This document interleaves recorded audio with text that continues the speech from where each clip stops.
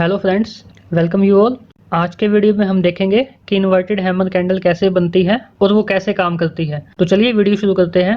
तो दोस्तों देखिए, ये है हमारी इन्वर्टेड हैमर कैंडल जो कि ग्रीन और रेड कोई भी हो सकती है। तो ग्रीन कैंडल कब बनेगी? जब प्राइस ओपन होने के बाद ऊपर जाके क्लोज होगा, और रेड कैंडल तब बनेगी जब प्राइस ओपन होने के बाद नीचे जाके क्लोज होगा। और इसका जो सबसे ऊपर का पार्ट है वो हाई पार्ट होता है, और सबसे नीचे का जो पार्ट है उसको हम लो बोलते हैं। तो दोस्तों इसका जो कलर है वो इम्पोर्टेंट नहीं होता है, लेकिन अगर ग्रीन कलर है तो ज़्यादा अच्छा होता है एक स्टॉक के प्राइस के रिवर्सल होने के लिए। अब कुछ बातें हैं जो आपने ध्यान में रखनी है, जिसके बेस पे इसको हम इन्वर्टेड हैमर कैंडल बोलते हैं। तो आपको ये ध्यान रखना है कि इसकी जो अपर शेडो होगी वो इसकी बॉडी के कंपैरिजन में डबल होनी चाहिए, तभी हम इसको इन्वर्टेड हैमर कैंडल बोलेंगे। और इसकी जो लोअर शेडो है वो बिल्कुल कम होनी चाहिए या फिर बिल्कुल ही नहीं होनी चाहिए। और अब देखिए, अगर इन्वर्टेड हैमर कैंडल की अपर की जो शेडो है वो ज़्यादा लंबी होती है तो स्टॉक के रिवर्सल होने के उतने ही ज़्यादा चांसेस होते हैं।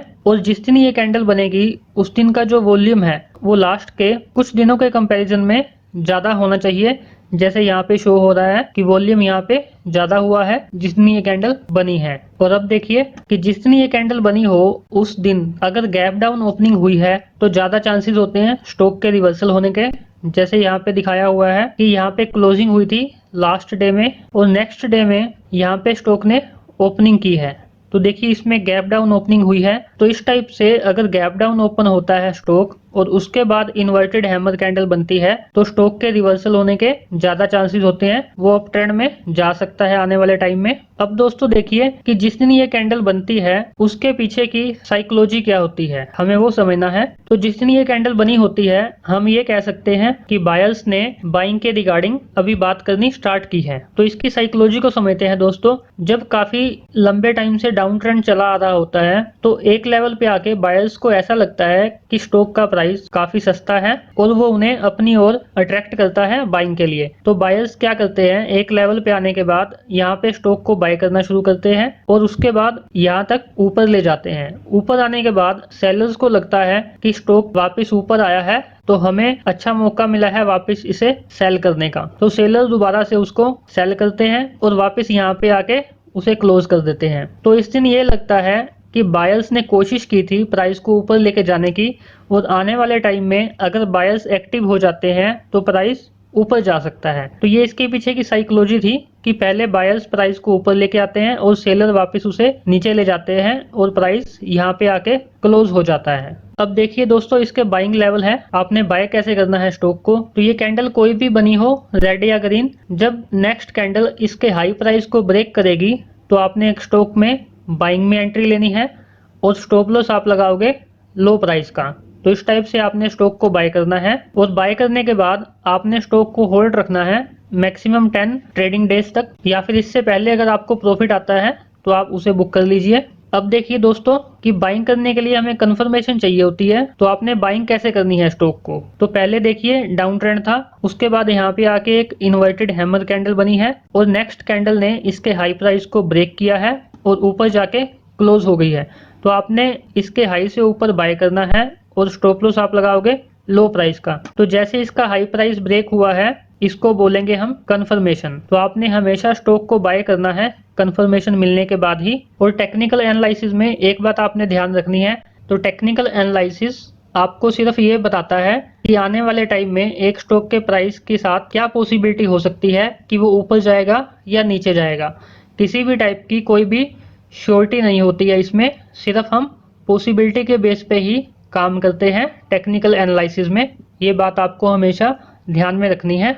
अब हमें देखना है कि प्रॉफिट टारगेट कितना रखना है स्टॉक को बाय करने के बाद। तो जितने प्राइस की कैंडल ने मूवमेंट दी है उतना प्राइस ही आपका प्रॉफिट टारगेट रहेगा एंट्री लेने के बाद। तो मान लीजिए एक स्टॉक ने 500 से लेकर 525 तक मूवमेंट दी थी, तो आपका टारगेट क्या रहेगा, मिनिमम टारगेट आपका रहेगा 25 रुपीज़ का, और ज़्यादा टारगेट भी आपको आ सकता है इसमें अगर आप वेट करते हैं तो।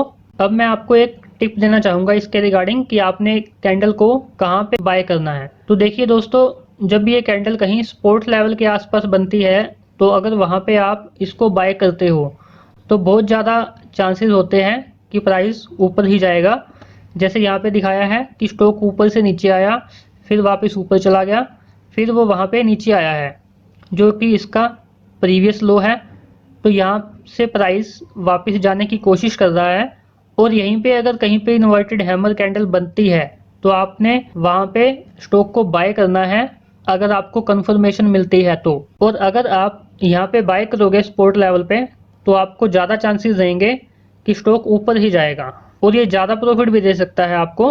अब दोस्तों कुछ एग्जांपल देख लेते हैं हम। ये देखिए एक एग्जांपल है हमारे पास। स्टॉक पहले डाउन ट्रेंड में था, उसके बाद यहाँ पे एक इन्वर्टेड हैमर कैंडल बनी है, तो आपने इसके हाई से ऊपर यहाँ पे बाय करना है। जैसे इसमें शो हो रहा है कि नेक्स्ट कैंडल ने हाई प्राइस को ब्रेक किया है और स्टॉप लॉस आप लगाओगे लो प्राइस का। और टारगेट आपने क्या रखना है, जितनी इस कैंडल की मूवमेंट है उतना टारगेट आप रखोगे, जो कि क्या है एक दिन के बाद ही आपका अचीव हो गया है।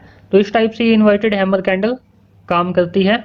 एक एग्जांपल और है हमारे पास जो कि SBI शेयर का है। ये डेली चार्ट है इसका।